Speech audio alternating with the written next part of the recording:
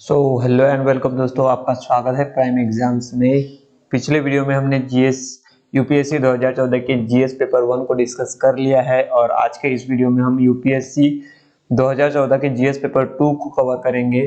तो चलिए शुरू करते हैं जल्दी से, ठीक है। लेकिन अगर आप इस चैनल पे नए हो तो चैनल को सब्सक्राइब जरूर कीजिए, वीडियो अंत तक देखिए। अगर हेल्पफुल लगा हो तो जरूर वीडियो को लाइक कीजिए। तो चलिए शुरू करते हैं। लेकिन शुरू करने से पहले हम जीएस पेपर 2 का सिलेबस को एक नज़र में देख लेते हैं। तो जीएस पेपर 2 का सिलेबस क्या है? तो जीएस पेपर 2 में पहला तो है गवर्नेंस, उसके बाद कॉन्स्टिट्यूशन से क्वेश्चन यहाँ पे पूछे जाते हैं। इंडियन पॉलिटी, जो कि लक्ष्मीकांत से आप जो पढ़ते हैं, इंडियन पॉलिटी से क्वेश्चन यहाँ पे पूछे जाते हैं। सोशल जस्टिस के बारे में क्वेश्चन पूछे जाते हैं और फाइनली इंटरनेशनल रिलेशंस के ऊपर भी क्वेश्चन जीएस 2 में पूछे जाते हैं। तो चलिए शुरू करते हैं। हमारा पहला क्वेश्चन है, starting from interpreting the basic structure doctrine, the judiciary has played a highly proactive role in ensuring that India develops into a thriving democracy. In light of the statement, evaluate the role played by judicial activism in achieving the ideal of democracy. पहले तो आप एक बार इस question को देख लीजिए, ठीक है। और अभी इसका हिंदी, यानी इसमें बेसिकली पूछा क्या गया है। तो अगर बेसिक स्ट्रक्चर के सिद्धांत से शुरू करें तो जुडिशरी ने डेमोक्रेसी के लिए हाईली प्रोएक्टिव रोल प्ले किया है। इसी से जुड़कर जुडिशियल एक्टिविज्म ने आइडियल डेमोक्रेसी के लिए क्या रोल प्ले किया है, इस पर आपको चर्चा करनी है, ठीक है। और इस स्टेटमेंट को इवैल्यूएट करना है। तो हमारा नेक्स्ट क्वेश्चन है question number 2। Though the federal principle is dominant in our constitution and that principle is one of its basic features, but it is equally true that federalism under the Indian Constitution leans in a favor of a strong center, a feature that militates against the concept of strong federalism. Discuss. Question पूछा गया है, जो federal principal है हमारे संविधान में एक basic feature है, लेकिन ये सही है कि हमारा संविधान स्ट्रॉन्ग सेंटर की तरफ झुका हुआ है, जो कि फेडरल प्रिंसिपल के एकदम विरोध में है। तो ऐसा क्यों है, और आपको इस क्वेश्चन के थ्रू इसको डिस्कस करना है। Question number 3, the power, privileges and immunities of parliament and it's members as envisaged in Article 105 of the Constitution leave room for a large number of uncodified, unenumerated privileges to continue. Assess the reasons for the absence of legal codification of the parliamentary privileges. How can this problem be addressed? So यहाँ इस question में पूछा गया है, जो article 105 है, जो संसद और सांसदों के लिए दिए गए पावर और प्रिविलेजेस के बारे में कहता है। इसी के संदर्भ में पूछा गया है कि क्या कारण है इन पार्लियामेंट्री प्रिविलेजेस का कोडिफिकेशन नहीं हो पाया है और ये प्रॉब्लम किस प्रकार से एड्रेस की जा सकती है। ये बेसिकली क्वेश्चन था। तो हमारा क्वेश्चन नंबर 4 है, what do you understand by concept of freedom of speech and expression? Does it cover hate speech also? Why do the films in India stands on a slightly different planes from other forms of expression? Discuss. So इस question में basically पूछा गया है, freedom of speech and expression से आप क्या समझते हैं, और क्या ये हेट स्पीच को भी कवर करता है, और इसी संदर्भ में जो फिल्म्स है इंडिया में, वो किस प्रकार से डिफरेंटली स्टैंड करती है एक्सप्रेशन को लेकर। इसको आपको डिस्कस करना है क्वेश्चन नंबर 4 में। Question number 5, instances of presidents delay in communicating death sentences has come under public debate as a denial of justice. Should there be a time limit specified for presidents to accept or reject such petitions. Analyze. So precedence delay जो कि फांसी की सजा में होता है, वह एक डिबेट का मुद्दा रहा है। तो क्या एक टाइम लिमिट सेट कर देनी चाहिए टू एक्सेप्ट और reject the petitions by president? ये क्वेश्चन है दोस्तों। क्या टाइम लिमिट सेट कर देनी चाहिए? आपको आपके व्यू देने हैं यहाँ पे, ठीक है। क्या सही रहेगा टाइम लिमिट देना, या क्या गलत रहेगा टाइम लिमिट देना? और इसके जो आपके लॉजिक है उसके आधार पर आपको अपने क्वेश्चन को स्टैंड करवाना है। Question number 6, the size of cabinet should be as big as governmental work justifies and as big as prime minister can manage as a team. How far is the efficacy of government then inversely related to the size of cabinet? Discuss.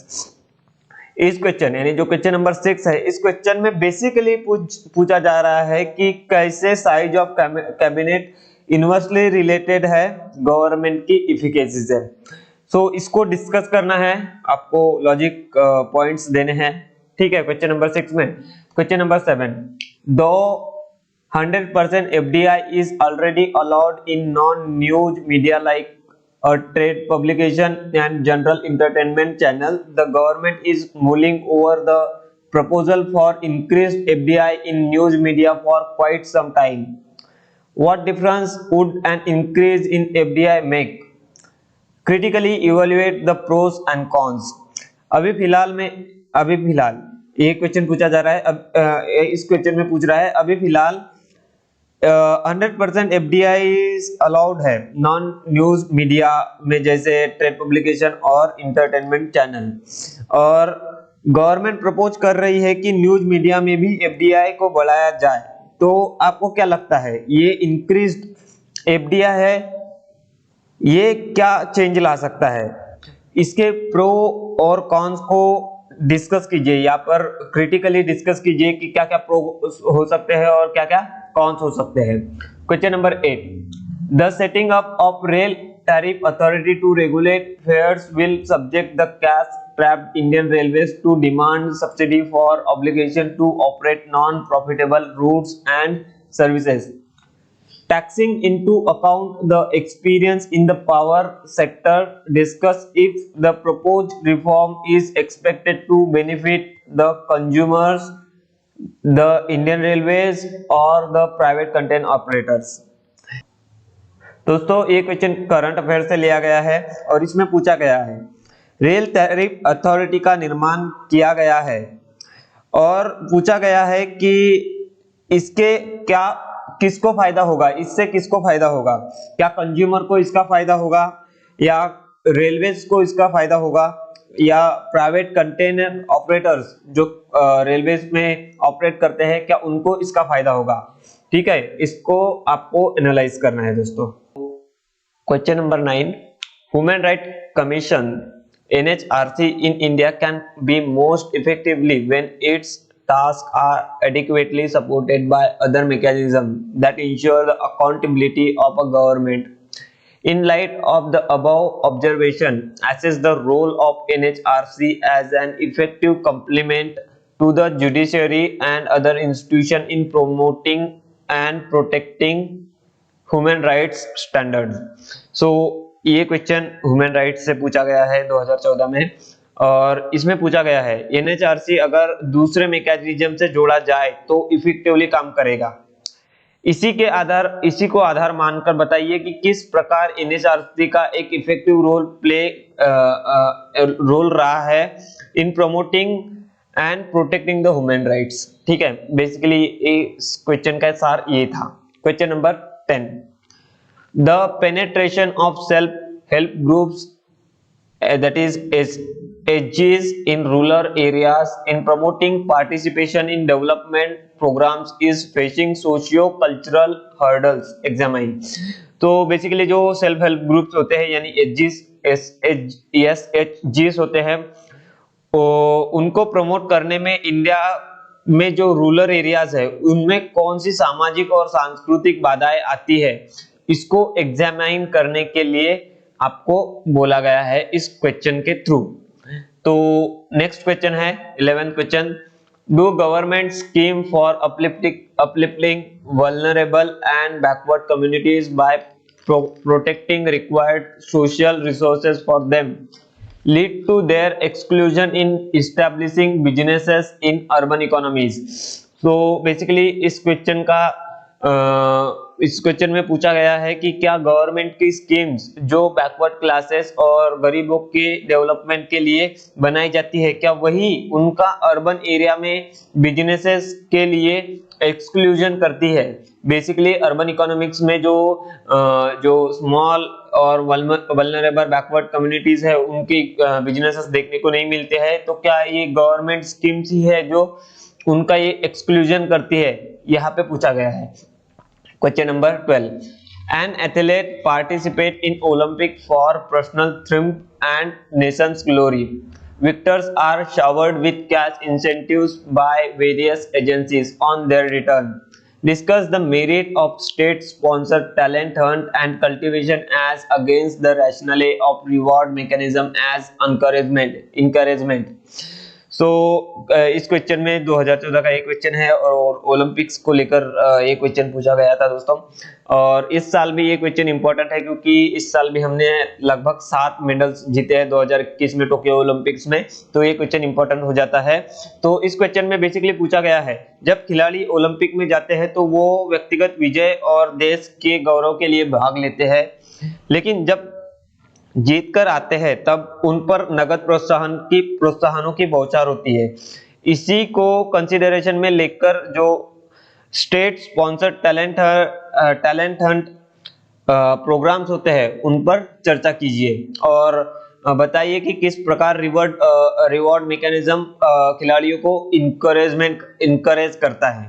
ठीक है, तो आगे बढ़ती है। Question number 13, should the premier institutes like IIT, IIMs be allowed to retain premier status, allowed more academic independence in designing courses and also decide mode or criteria of selection of students? Discuss in light of growing challenges.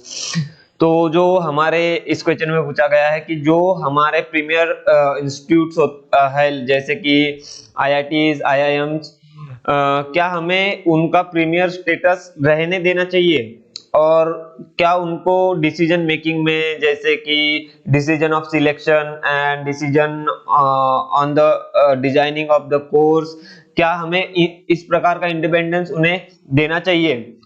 तो इन सब के लिए जो growing challenges है उनको ध्यान में रखते हुए इस बात को डिस्कस कीजिए। ठीक है, ये बेसिकली ये क्वेश्चन पूछ रहा है क्वेश्चन नंबर 13।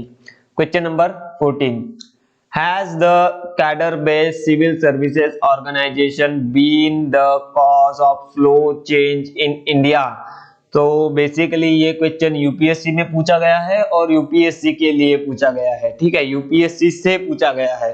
ठीक है, तो इसमें पूछा गया है कि कैडर बेस्ड सिविल सर्विस सेवा संगठन भारत में धीमे परिवर्तन का कारण रहा है। आपको इसको क्रिटिकली एग्जामाइन करना है कि कैसे कैडर बेस्ड सिस्टम इफेक्ट करता है डेवलपमेंट को, इंडिया के डेवलपमेंट को, और जो डेवलपमेंट फास्ट हो सकता था या स्लो हो सकता था, या इंडिया में जो चेंज हो सकता था वो स्लो हो सकता है या फास्ट हो सकता था, इसको आपको एक्सप्लेन करना है। ठीक है, question number 15, two parallel run schemes on government which the Aadhaar card and NPR, one as voluntary and other as compulsory, have led to debates at national level and also litigations on merit. Discuss whether or not both schemes need run concurrently. Analyze the potential of the schemes to achieve developmental benefits and equitable growth. So दोस्तों, ये question जो है ये question totally current affair based topic है। ठीक है, totally current affair based है। यहाँ पे जो दो स्कीम्स है आधार कार्ड और एनपीआई, तो यहाँ पे पूछा गया है कि क्या उन्हें साथ में चालू रखना चाहिए और इसके मेरिट्स क्या है, साथ में चालू रखने के मेरिट्स क्या है, और दोनों स्कीम्स का पोटेंशियल पोटेंशियल क्या है और क्या क्या बेनिफिट्स हो सकते हैं इन दोनों स्कीम्स द्वारा या डेवलपमेंट के लिए, ठीक है, और इक्विटेबल ग्रोथ के लिए क्या क्या बेनिफिट्स हो सकते हैं, इसको आपको एनालाइज करना है। Question number 16, with respect to South China Sea maritime territorial dispute and rising tension affirm the need for safeguarding maritime security to ensure freedom of navigation and overflight throughout the region. In this context, discuss the bilateral issue between India and China.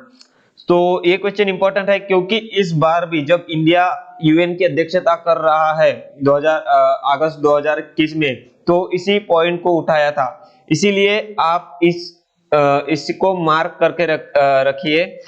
Question में basically पूछा जा रहा है कि दक्षिण सागर में जो तनाव है उसे कम करने की जरूरत है ताकि फ्रीडम ऑफ नेविगेशन को इंश्योर किया जा सके। इसी के कंटेक्स्ट में इंडिया और चाइना का जो रिलेशंस है और स्पेशली जो बायलैटरल इश्यूज है उसको डिस्कस कीजिए, ठीक है। Question number 17, the aim of information technology agreements that is ITAs is to lower the all taxes and tariffs on information technology product by signatories to zero. What impact would such agreements have on India's interest? So basically यहाँ इस question में पूछा गया है जो information technology agreements है वो उनको कंसिडरेशन में रखकर ये क्वेश्चन पूछा गया है, और पूछा गया है कि इस प्रकार के जो एग्रीमेंट्स है वो किस प्रकार इंडिया के इंटरेस्ट को इम्पैक्ट करते हैं, ठीक है। तो बेसिकली आपको घुमा फिरा के क्वेश्चन पूछे जाते हैं यूपीएससी में, इसमें कोई दो राय नहीं है, ठीक है। सो आपको पहले क्वेश्चन समझना है, उसके बाद क्वेश्चन का पॉइंट वाइज राइट आंसर लिखना है। Question number 18, some of the international funding agencies have special terms for economic participation stipulating a substantial component of the aid to be used for sourcing equipment from the lending countries special on merit of such terms, and if there exists a strong case not to accept such conditions in Indian context। तो यहाँ इस question में पूछा जा रहा है कि कुछ इंटरनेशनल फंडिंग एजेंसीज है जो स्पेशल टर्म्स रखती है इकोनॉमिक पार्टिसिपेशन जब वह इक्विपमेंट सोर्स करती है लीडिंग कंट्रीज से, तो आपको बताना है कि क्या इंडिया के कंटेक्स्ट में भी ऐसा कोई केस है या नहीं है, ठीक है। और ज्यादा जानकारी इस पे आपको देनी है। Question number 19, India has recently sign to become founding member of New Development Bank, that is NDB, and also the Asian Infrastructure Investment Bank, that is AIIB. How will the role of the two banks be different?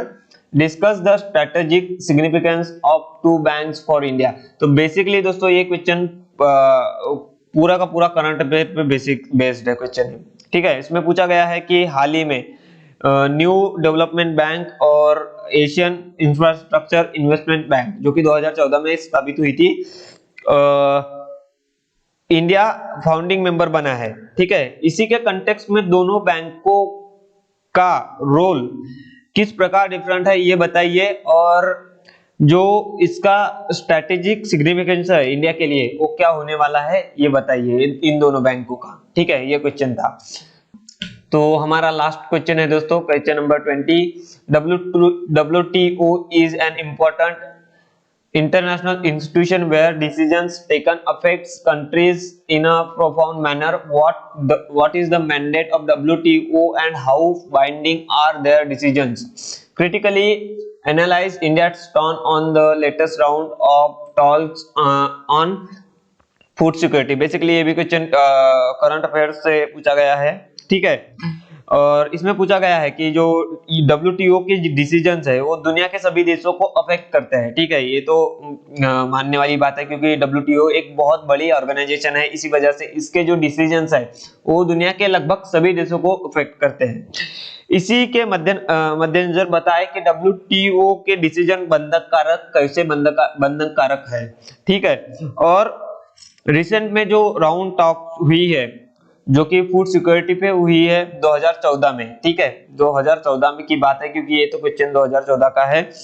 इसमें India का stand क्या है इसको आपको explain करना है। ठीक है, तो ये था दोस्तों यूपीएससी 2014 के जीएस पेपर 2 का क्वेश्चन सेट। ठीक है, अगर आपको वीडियो अच्छा लगा हो, इंफॉर्मेटिव या हेल्पफुल लगा हो तो वीडियो को लाइक कीजिए, जिससे हमें मोटिवेशन मिलेगा कि हम और भी वीडियोस बनाएं। अगर चैनल पे नए हैं तो चैनल को सब्सक्राइब कीजिए। और हमारा नेक्स्ट वीडियो होगा यूपीएससी 2014 का जीएस पेपर 3 वाला पेपर। तो तब तक के लिए थैंक यू, मिलते हैं नेक्स्ट वीडियो में।